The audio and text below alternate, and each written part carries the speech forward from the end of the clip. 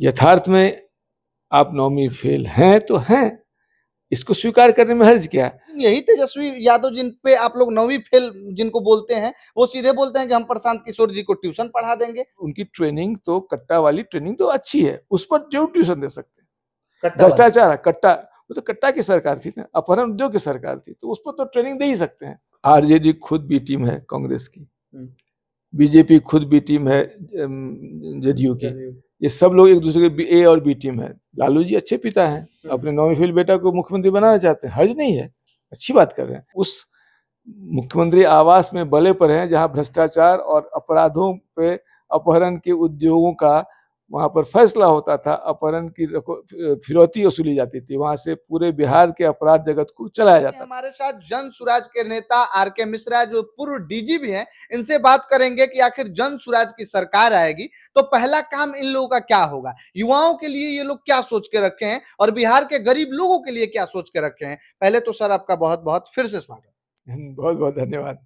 अच्छा, जन सुराज की अगर व्यवस्था आती है, जन सुराज की सरकार आती है, तो पहला काम बताइए जो कि एनडीए और महागठबंधन बोलती है, कुछ करती है, कुछ नहीं भी करती है, लेकिन जन सुराज की सरकार आते ही आप लोग क्या करेंगे? अभी तक जो सरकारें बनी है, ये तो जात पात की बात करती है, धर्म की बात करती है, मंदिर की बात करती है, लड़ाने की बात करती है, समाज को बांटने की बात करती है। आपके सामने प्रत्यक्ष को प्रमाण क्या दिख रहा है? जाति को जात से लड़ाना, अगरे को पिछड़े से लड़ाना, दलित को महादलित से लड़ाना, अति पिछड़ा को पिछड़ा से लड़ाना, हिंदू को मुसलमान से लड़ाना, यही तो होता रहा। अभी तक यही चीजें राजनीतिक पार्टियों ने की है। जितनी पार्टियां हैं, चाहे कांग्रेस हो कि भाजपा हो कि आरजेडी हो कि जेडीयू हो कि बाकी छोटी तमाम पार्टियां, सबने इसी मसाले पर अपनी जिंदगी जी है। लेकिन इसी के ऊपर सर एक प्रखर सवाल हम पूछेंगे। ठीक है, सारी पार्टियां लड़ाने का काम की है, जाति से लड़ाने का काम की है, कुछ पार्टियां धर्म से लड़ाने की काम की है, अगड़ा पिछड़ा की लड़ाई करवाई है, लेकिन वो आम पब्लिक, वो आम जनता फिर ये अगड़े पिछड़े की लड़ाई में, जाति की लड़ाई में, हमारा जात का जो बाहुबली है हमारे क्षेत्र से, हम उसी को वोट देंगे, बाकी कोई पढ़ा लिखा आदमी खड़ा हुआ उसको वोट नहीं देंगे। जनता की भी तो इसमें गलती है, तो उस जनता की मनोधारणा जन सुराज कैसे बदलेगी?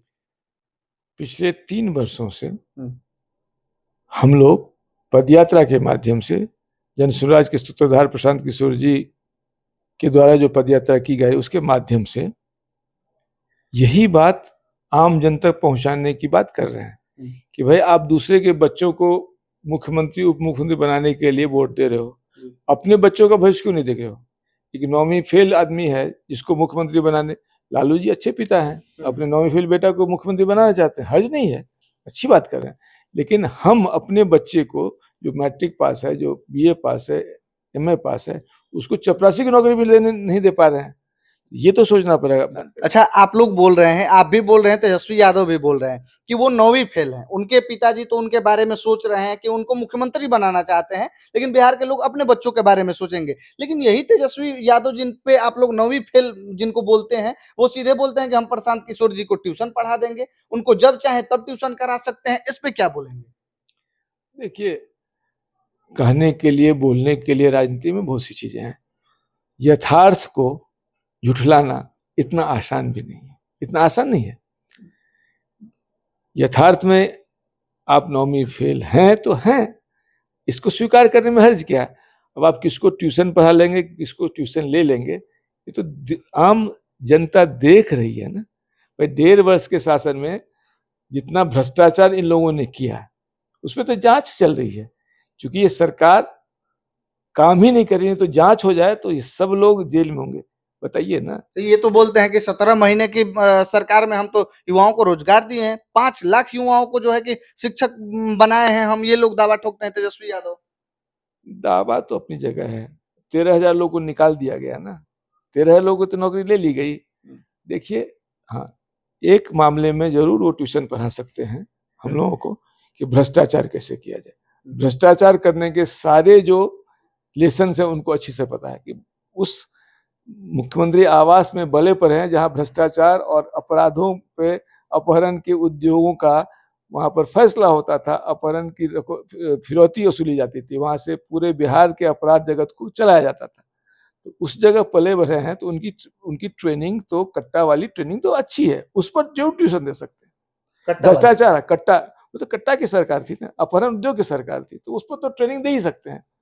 और उस ट्रेनिंग को लेने के पुलिस अफसर, हमको आवश्यकता नहीं, प्रशांत जी को आवश्यकता नहीं।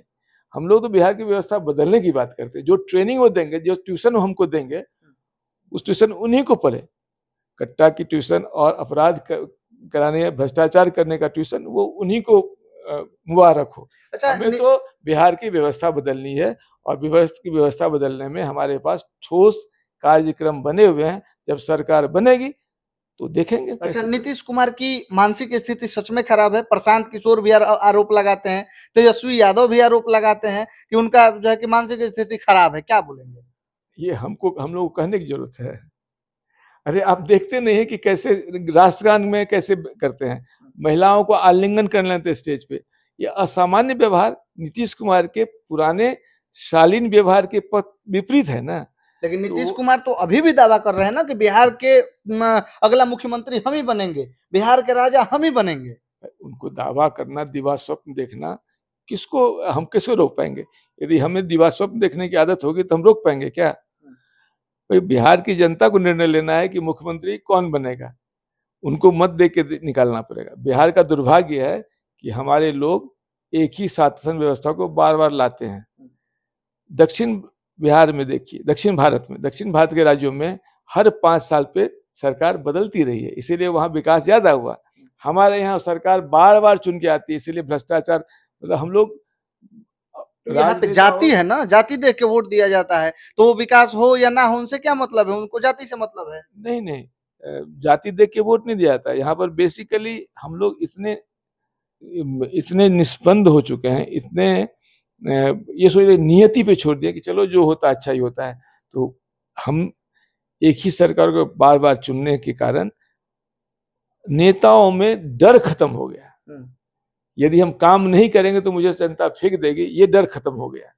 तो उस डर को जनता को पैदा करना होगा। एक बार बदल के देखिए, हर 5 साल पे सरकार बदलिए, देखिए बिहार की तरक्की हो जाएगी। अगर अच्छा, राघोपुर से तेजस्वी यादव आते हैं, राघोपुर से ही प्रशांत किशोर अगर खड़ा हो जाते हैं, तो आपको क्या लगता है प्रशांत किशोर वो एमओआई वाला समीकरण तोड़ पाएंगे, यादवों को अपने प्रति जो है कि ला पाएंगे? जो यादव बोलते हैं कि हम सिर्फ आरजेडी के हैं, तेजस्वी के हैं, हम सिर्फ लालू भक्त हैं, तो क्या वो तोड़ पाएंगे बिहार में या राघोपुर में यादव वाली जो है कट्टरता तोड़ पाएंगे प्रशांत जी? हमें किसी की कट्टरता तोड़ने की आवश्यकता नहीं है, हमें अपने कार्यक्रम को चलाने की आवश्यकता है। हमारे कार्यक्रम जिस तरह के ठोस बुनियाद पर टिके हुए हैं, जो बिहार की बुनियादी समस्याओं के कार्यक्रम को लेकर हम जा रहे हैं, तो हमें तो नौजवानों को वो कार्यक्रम दिखेगा, उनको अपना भविष्य दिखेगा। तो वहाँ जात पात कहाँ, कोई एमवाई और एवाई कुछ नहीं होने वाला है। इस बार ये जनता ने ठाना है कि वर्तमान व्यवस्था सड़ी गली हो गई है, इसको बदलना है। दूसरी जो 15 वर्ष की जंगलराज वाली सड़ी गई व्यवस्था, उसको आने नहीं देना है। अच्छा, नीतीश कुमार योजना पर योजना दे रहे हैं, महिलाओं के लिए रोजगार योजना लाए हैं, जो अभी 10-10 हजार रुपए मिलेगा, फिर आगे चल के बाद में 2-2 लाख रुपया मिलेगा अपना बिजनेस खड़ा करने के लिए। पेंशन भी नीतीश कुमार बढ़ा दिए, बिजली भी 125 यूनिट फ्री कर दिए। अभी जो कोई सरकार आएगी वो काम करेगी कि नहीं करेगी, लेकिन नीतीश कुमार चुनावी समय में सारा योजना करते जा रहे हैं, तो इस योजना को कैसे देख रहे हैं? नीतीश कुमार ने वादा किया था कि जितने दलित परिवार है सबको 3 डिसमिल जमीन दिया जाएगा। ये 15 वर्ष से वो वादा कर रहे हैं, वादा तो पूरा नहीं किया। नीतीश कुमार ने जातीय जनगणना कराई। जातीय गणना की सच्चाई यही है कि दलित में 3% लोग बच्चे मैट्रिक पास कर रहे हैं, अकलियत मुस्लिम में 6% लोग मैट्रिक पास कर रहे हैं, और अति पिछड़ा में 7% लोग मैट्रिक पास कर रहे हैं। तो क्या इसका क्या मतलब है कि जातीय जनगणना साबित करके 35 वर्षों में आपने शिक्षा व्यवस्था इतनी खराब कर दी कि इसमें आप मजदूरी पैदा करें। मैट्रिक पास नहीं करेगा तो मजदूरी नहीं बनेगा ना, ये हाल है। तो ऐसी परिस्थिति में जो जो जो दावे किए जा रहे हैं, इस दावों में से क्या होना है? जातीय जनगणना ने साबित कर दिया कि आप उन तबकों की रक्षा नहीं कर पा रहे हैं, सुरक्षा नहीं कर पा रहे हैं, उनको आप विकास के रास्ते पे नहीं चला रहे हैं, क्योंकि मैट्रिक पास ही नहीं कर रहे हैं। लेकिन महिलाएं को तो अपनी ओर खींच लिया ना नीतीश जी फिर से। महिला जो है कि सब नीतीश भक्त फिर से हो गई है, क्योंकि उन लोगों को रोजगार दे दिए, रोजगार के लिए पैसा भी दे दिए नीतीश जी। भाई, आपने जातीय जनगणना के बाद कहा था कि जितने 2 लाख परिवार गरीब रेखा के नीचे, सबको 2-2 लाख रुपए दे जाएंगे। अच्छा, तो आपने वो वादा तो आपने पूरा नहीं किया। आज तो वादा खिलाफी कर रहे हैं। ना आपने दलितों को, गरीबों को 3 डिसमिल जमीन दिया, न जातीय जनगणना के आधार पे गरीबी रेखा से नीचे रहने वाले परिवारों को 2 लाख रुपए दिए। ये सब कहाँ गया है? ये तो अभी तक किया नहीं। इस पर तो हम लोगों ने हस्ताक्षर करा के सरकार से मांगा है, हम तो अल्टीमेटम दिए हैं, यदि नहीं करेंगे तो माफी मांगे, और नहीं तो हम लोग घेरेंगे उनको। अच्छा, जन सुराज बीजेपी की बी टीम है या आरजेडी कांग्रेस की बी टीम है? जन सुराज 1 करोड़ बिहार की जनता की आकांक्षाओं का, उनके इच्छाओं का, उनके आकांक्षाओं का प्रतिफल है। 1 करोड़ बिहार के लोग ने इस पार्टी को सृजित किया, इस पार्टी को गठन किया, इस पार्टी को घोषणा की, इस पार्टी में जुड़े हुए हैं, इसके मेंबर हैं। अब तो 1.25 करोड़ लोग हो गए हैं। तो 1.25 करोड़ बिहारी क्या किसी का ए या बी टीम हो सकती है? लेकिन ये लोग तो आरोप लगाते हैं ना, पहले बीजेपी के बी टीम आप लोग थे, अभी बताया जा रहा है कि आरजेडी और कांग्रेस के भी बी टीम आप लोग हो गए हैं। कौन सी वाली बी टीम है? देखिए, आरजेडी खुद बी टीम है कांग्रेस की, बीजेपी खुद बी टीम है जेडीयू की। ये सब लोग एक दूसरे के ए और बी टीम है। जो अपने में ए टीम नहीं है, सब बी टीम है, तो उसका कोई बी टीम हो सकता है क्या? ये तो पहले अपनी जुगत फिर है ना। हम किसके बी टीम हो सकते हैं? 1 करोड़ बिहार की, 1.25 करोड़ बिहार की जनता किसकी बी टीम हो सकती है?